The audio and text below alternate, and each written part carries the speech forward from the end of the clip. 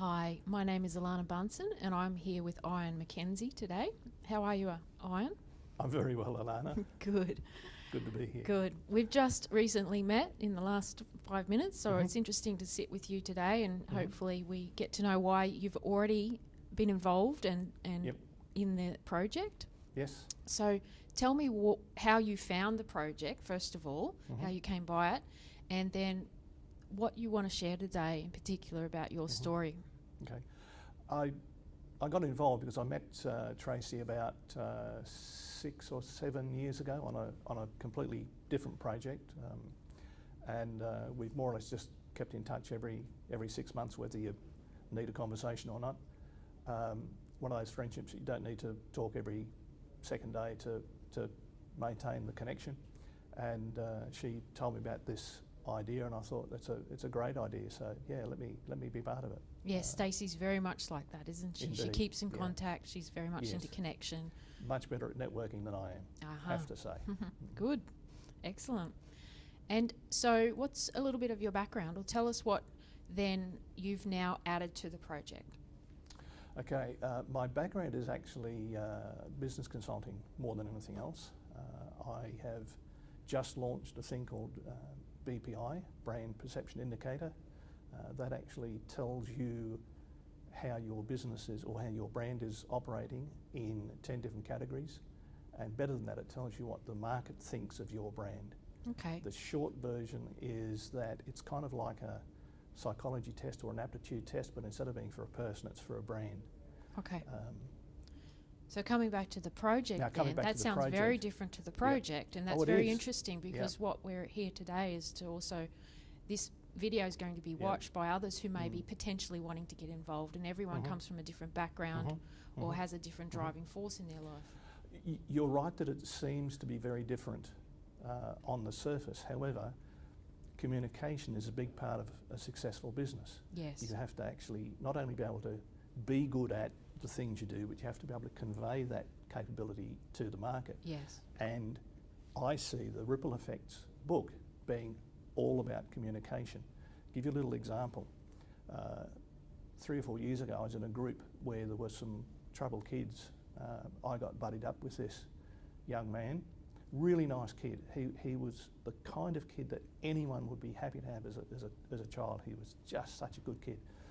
And it came out in conversation that he thought that his parents' separation was his fault. I don't really want to go into a lot of details about that because it's not my story to tell that part of it. And we sort of talked that through for a couple of minutes, and I was able to give him a slightly different perspective about some of the players in the story, mostly his father. And about a fortnight later, a professional that he'd also been seeing came and asked me, what did you tell that kid? What did you say to him? I gave them a summary of the story and asked them, why do you ask? And it transpires that I had actually talked that kid, that conversation was me talking that kid out of committing suicide. And that's the point to me of the whole book. Adults go through life every day and we say all sorts of things and we have all sorts of behaviours and statements and that, and kids listen. Everyone knows about that profound thing the teacher said one day. Yes. Everyone remembers that terrific example their parents set. Yes. Or maybe the not so terrific example, but you remember it and it shapes your future. Yes, it does. The 2 problems with that is, one is that the kids listen to the most powerful message but not necessarily the most positive message. And as far as the adults are concerned, they don't even realise that they're saying something that's absolutely profound as far as the listener is concerned. Communication is a 2-way street. It's not just me speaking, it's the other person understanding. So that is the connection, and that's why to me it makes perfect sense to be this science-based consultant, if you like, and a person who can contribute, I hope positively, to the 1,000 Ripples book. Fantastic. It makes sense to me. Thank you.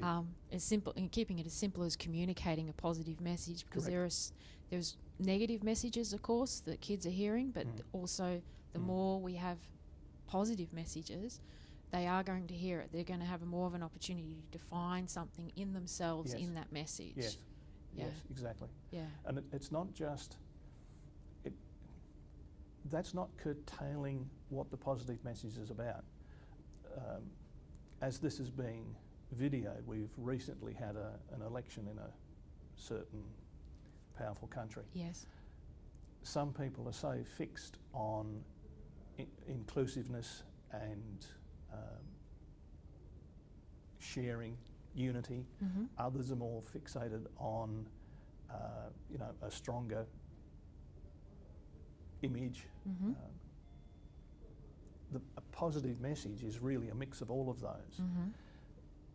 The only problem is when you get to an extreme, but a positive message can be about a positive body image, it can be about positive mental image, it can be about anything at all.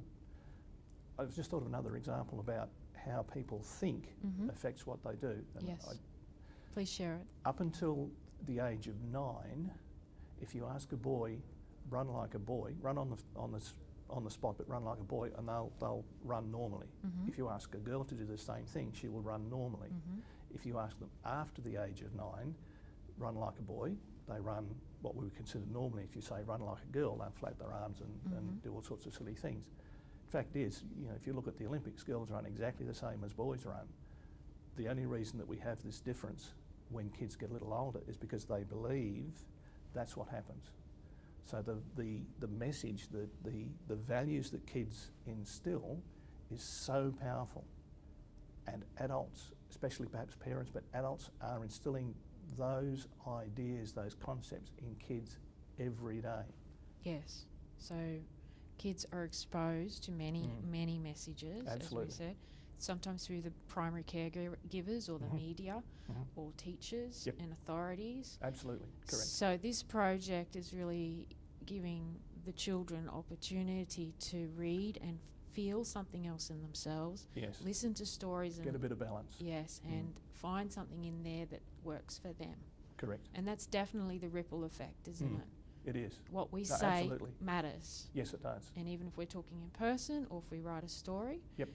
The story is the quickest way, as it has done for historically. For story is how we share story. You know, so I really appreciate you here today, having a chat with me and sharing this with our audience. Thank you. And pleasure.